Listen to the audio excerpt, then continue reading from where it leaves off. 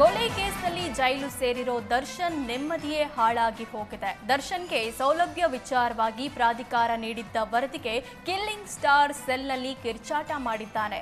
Report ತನ್ನ ವಿರುದ್ಧವಾಗಿದೆ ಅಂದಿದ್ದಕ್ಕೆ ಚೀರಾಡಿದ ದರ್ಶನ್, ನಾನು ಯಾರಿಗೆ ಏನ್ ಅನ್ಯಾಯ ಮಾಡಿದ್ದೆ, ಹಲವರಿಗೆ ನನ್ನ ಕೈಲಾದಷ್ಟು ಸಹಾಯ ಮಾಡಿದ್ದೇನೆ, ನನಗೆ ಯಾಕೆ ಈ ಶಿಕ್ಷೆ ಅಂತ ಸಹಚರರ ಬಳಿ ಕೂಗಾಡಿದ್ದಾನಂತೆ. ಇನ್ನು ದರ್ಶನ್ ಕೋಪಕ್ಕೆ ಜೈಲಿನ ಸಹ ಕೈದಿಗಳು ಬೆಚ್ಚಿ ಬಿದ್ದಿದ್ದಾರೆ. ಇನ್ನು ಕಿಲ್ಲಿಂಗ್ ಸ್ಟಾರ್ನ ಆರೋಪಿ ನಾಗರಾಜ್ ಸಮಾಧಾನ ಪಡಿಸಲು ಮುಂದಾಗಿದ್ದು ಬಳಿಕ ಕಿರುಚಾಡಿ ಸಮಾಧಾನ ಆಗಿದ್ದಾನೆ. ಇನ್ನು ರಿಪೋರ್ಟ್ ತನ್ನ ವಿರುದ್ಧ ಬಂದಿದ್ದಕ್ಕೆ ಯಾರ ಜೊತೆಯೂ ಮಾತನಾಡದೆ ಸೈಲೆಂಟ್ ಆಗಿದ್ದಾನಂತೆ.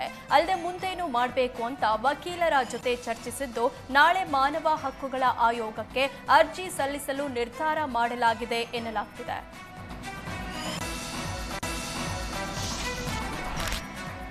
ಜೆಡಿಎಸ್ನಲ್ಲಿ ರಾಜ್ಯಾಧ್ಯಕ್ಷರ ಆಯ್ಕೆ ಕಗ್ಗಂಟಿಗೆ ಕುಮಾರಸ್ವಾಮಿ ಪ್ರತಿಕ್ರಿಯಿಸಿದ್ರು. ನಿಖಿಲ್ನ ರಾಜ್ಯಾಧ್ಯಕ್ಷರಾಗಿ ಮಾಡಬೇಕು ಅಂತ ಹಲವು ಮುಖಂಡರು ಅಭಿಪ್ರಾಯ ವ್ಯಕ್ತಪಡಿಸಿದ್ದಾರೆ.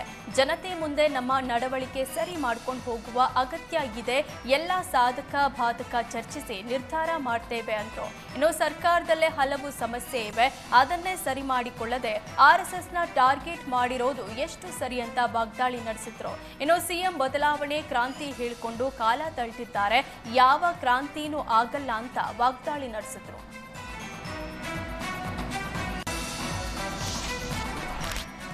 ಕಾಂಗ್ರೆಸ್ನಲ್ಲಿ ನವೆಂಬರ್ ಕ್ರಾಂತಿ ತಳಮಳದ ನಡುವೆಯೇ ಶಾಸಕ ಎನ್ಎಸ್ ಕೋನಾರೆಡ್ಡಿ ಸಚಿವ ಸ್ಥಾನದ ಇಂಗಿತ ಹೊರಹಾಕಿದ್ದಾರೆ. ಏಕಾಏಕಿ ಡಿಸಿಎಂ ಆಪ್ತ ಕೃಷಿ ಇಲಾಖೆ ಸಚಿವ ಚಲುವರಾಯಸ್ವಾಮಿ ಸ್ಥಾನದ ಮೇಲೆ ಕಣ್ಣಿಟ್ಟಿದ್ದಾರೆ. ಧಾರವಾಡದಲ್ಲಿ ಮಾತನಾಡಿದ ಎನ್ಎಚ್ ಕೋನಾರೆಡ್ಡಿ, ನಾನು ಸಚಿವ ಸ್ಥಾನದ ಆಕಾಂಕ್ಷಿಯಾಗಿದ್ದೇನೆ, ನನಗೆ ಕೃಷಿ ಸಚಿವ ಸ್ಥಾನ ನೀಡಬೇಕೆಂದು ಕೇಳಿದ್ದೇನೆ ಅಂದ್ರು. ಇನ್ನು ಸಿಎಂ ಬದಲಾವಣೆ ವಿಷಯ ಮಾತನಾಡದಂತೆ ಹೈಕಮಾಂಡ್ ಹೇಳಿದೆ ಅಂತ ತಿಳಿಸಿದ್ರು.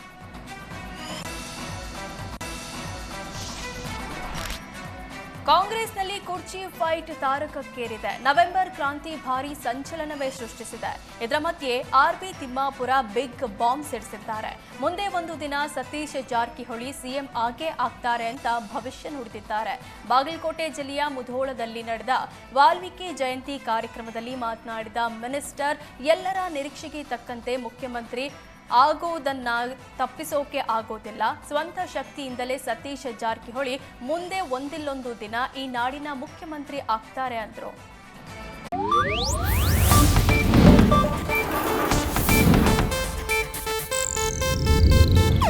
ಇದು ಏಷ್ಯಾನೆಟ್ ನ್ಯೂಸ್ ನೆಟ್ವರ್ಕ್ ಪ್ರಸ್ತುತಿ.